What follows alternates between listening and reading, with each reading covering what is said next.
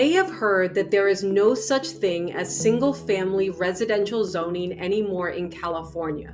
You would only be partially right.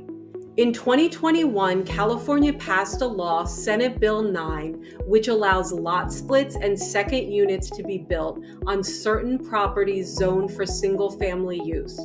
Not every property qualifies, however. And while cities and counties have limited rights to reject an application, approval is not automatic. Here are some of the rules to be applied for building 2 units on a lot. The law applies to urban areas only.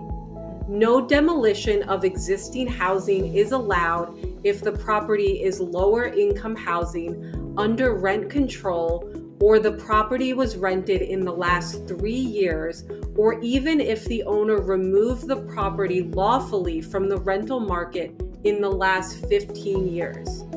Demolition of 25% or more of an existing structure may be prohibited.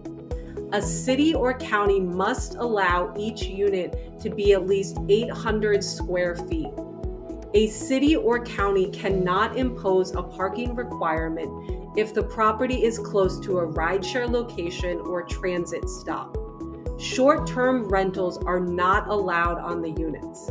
The rules for splitting a lot are: the 2 new lots must be approximately equal in size. The smallest lot must be at least 1,200 square feet.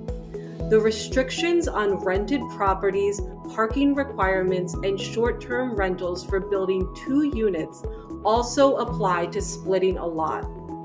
The property also can't have been previously subdivided, and the applicant for the lot split must live in one of the units for at least 3 years. Properties in certain areas are not eligible.